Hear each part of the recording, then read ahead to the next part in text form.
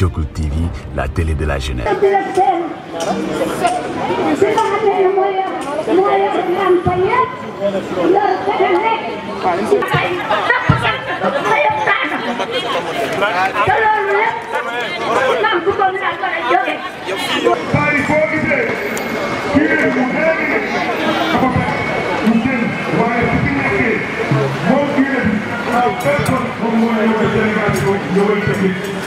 di koy wax di koy nuyu bu baax di ko jox wàccuwaayam ci ni ma ko fee war ma waaye di nuyu ki nga xamante ne nii moom mooy Issa le Marocain ba nekk liggéey bu mucc ayib ak agent yi nga xamante ne nii ñoo nekk fii ci sécurité bi.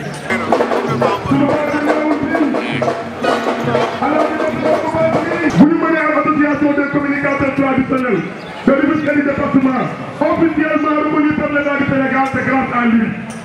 Alaaji Mbassou Ba baax lool bëgg xale yi lool di ñu gunge yaram ñu di ñu dimbali ci wërsëgam di ñu dimbali ci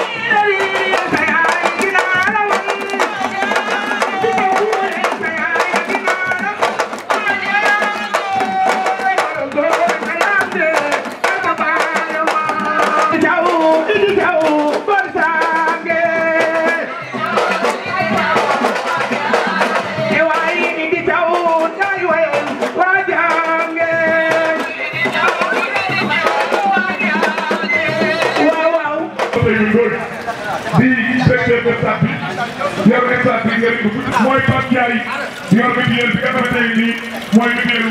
loolu wax la daf fi ñëw ndax dafa am ndaje boo xam ne ñaari fan la fi def moo ni dimanche léegi egsi na dimanche ñu tase secrétaire général ànd ak directeur ñu ñëw accueillir ko mu dugg ci jardin bi man maa ngi woon gorom di politique mu woo ma ñëw 21h ñu ne kon nañ def inauguration bi talaata dimanche ci guddi ñu ne talaata ma leen baax na wàññiwul dara ndax xam naa ne waxtu bi xam naa seen pas-pas xam naa seen engagement loolu lañ def lii nag administration ville bi ak les villes les adjoints maires ñoom ñoo ko def tey jii les adjoints qui sont là de la ville ñoom administration bi à l'autorité de secrétaire c'est eux qui ont organisé l'événement man dama ñëw rek ñu ne ma waxal comme d'habitude dañuy defar ba mu baax ñu ne ma waxal loolu moom ay naa ci loolu dafay may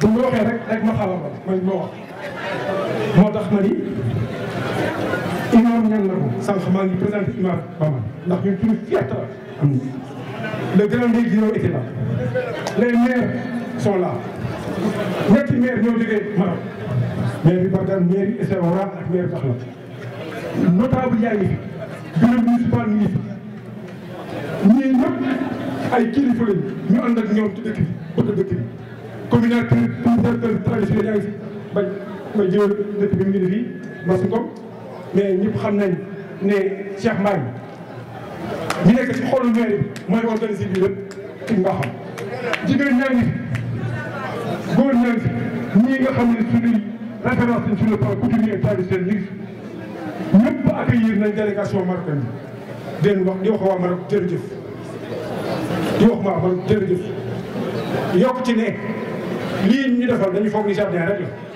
la jardin ku koy wax garab yi tax ngay wax waaw jardin la naam jardin la bala ngeen di gën a xam jardin la ñu dem ba garab yi jóg wante nag bu dee soo jardin bi terre dem nañ ci terrain basket ak terrain handball mais yokk nañ ci dara espace culturel gis ngeen sànq ni acteur culturel yi liggéey fii kon espace culturel kon loolu lañ ñu permettre ñu réaliser loolu nag dafa nar a fekk ëllëg ñun ñu ngi bëgg na ren ñu tàmbali yeesalaat hôtel de ville ndax hôtel de ville bii dafa war a mel ñeneen ñu ngi ak Maroc ci maison des arts ñetti yooyu trio bu am solo waaye bu fekkee see nag léegi ñu defaraat boulevard yi ba mu yàgg tëj ñaari canal yi waaye xar kanamu te ngi soppeeku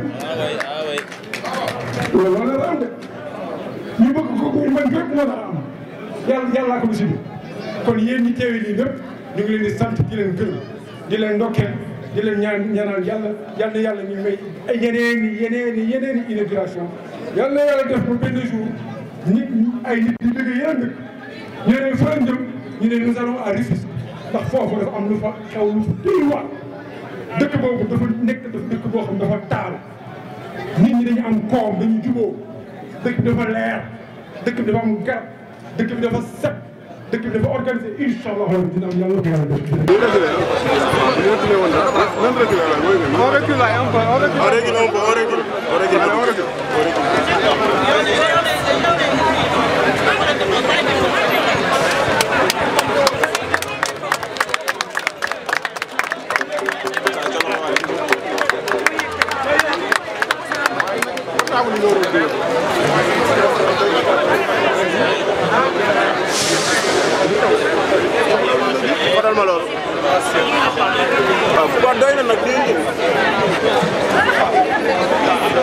الرحمن الرحيم والصلاة والسلام على أشرف المرسلين سيدنا محمد وعلى آله وصحبه أجمعين. Monsieur le préfet du département de Rufisque, Monsieur le maire de Rufisque, chers frères, Messieurs les maires et Messieurs les conseillers et conseillères des mairies de Rufisque, Monsieur l'imam du grand mosquée de Rufisque, on avait de la chance pour vous saluer et pour être ici avec nous. Chers Rufisquois, j'apprends aujourd'hui que les habitants de Rufisque s'appellent les Rufisquois grâce à Monsieur le maire. Mes frères et mères des villes marocaines, les habitants du Rufisque.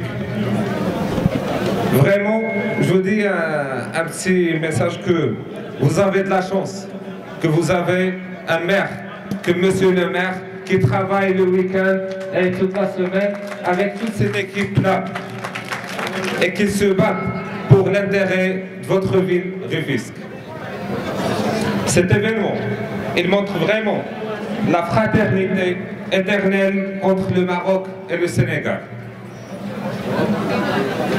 C'est avec un grand plaisir que je participe aujourd'hui avec vous à cette cérémonie d'inauguration du jardin public du Rufisque, réaménagé en partenariat entre nos deux communes. Amis, dans le cadre du programme du Fonds africain d'appui à la coopération décentralisée internationale FACTI, initié par le Royaume du Maroc sous la conduite éclairée de Sa Majesté le roi Mohamed VI, que Dieu l'assiste. Se repose pour se développer. Je l'ai dit l'autre jour, Rufisque regorge pratiquement les seules réserves qui restent à Dakar. Donc le développement de Dakar se passera ici. Vous l'avez vu, tous les grands projets de l'État sont localisés ici dans le département de Rufisque. Regardez Diamniadio, regardez Yen avec le port de Ndayane, regardez ce qui se passe à Sendou, regardez les projets de l'Ageroute. Présentement, vous avez la VDN 3 qui passe, l'autoroute Dakar-Thiès-Saint-Louis, vous avez le projet KMS 3 qui passe, vous avez le programme spécial de désenclavement lancé par le Premier ministre il y a quelques jours de cela, et vous avez un très grand programme que l'autorité va lancer très bientôt et qui concerne le département de Rufisque. Et je vous dis, c'est un programme qui va développer Rufisque une bonne fois pour toutes. Rufisque sera lancé. Parce que c'est un programme dans lequel vous allez voir des infrastructures routières, notamment des ponts, autoponts, entre autres, un programme d'assainissement pour toute la ville de Rufisque et tout le département, et un programme qui intéressera la jeunesse. Donc l'État sera à côté des populations rufisquoises. Revenir, monsieur le maire, comme vous l'avez dit, parce que pour développer Rufisque, il faut s'appuyer sur des projets qui sont là, des projets en cours, et que l'État compte terminer. Et je l'ai dit, ça a été une forte doléance et une doléance qui a duré, c'est-à-dire la finition ou l'achèvement des travaux du boulevard Maurice Guéry. J'ai reçu l'entreprise, j'ai reçu les représentants de Promoville. Nous avons échangé à 2 reprises dans la semaine pour voir comment terminer les travaux du boulevard Maurice Guéry. Et nous allons terminer ces travaux et ouvrir le boulevard à la circulation. Je l'ai dit et j'ai été très ferme. Je l'ai dit et j'ai été très ferme. Nous allons terminer ces travaux et l'ouvrir. Si l'entreprise ne le fait pas, nous allons prendre nos responsabilités et le faire. Et donner les travaux à quelqu'un d'autre qui le termine. Nous sommes là pour accélérer les travaux de l'État. Et nous n'allons pas négocier. Et dans ce siège, j'appelle et j'en appelle à la collaboration et à la compréhension des populations rufisquoises. Nous avons une ville, nous avons un département qui est un patrimoine que nous devons préserver. Le maire l'a rappelé. Il s'agira de rénover, de réhabiliter, mais de restaurer. Et dirais-je même, c'est la renaissance de la ville de Rufisque. Et pour cela, il nous faudra revoir l'occupation, revoir l'organisation de cette ville. On ne peut pas y laisser l'anarchie et le désordre. Moi, je ne l'accepterai pas.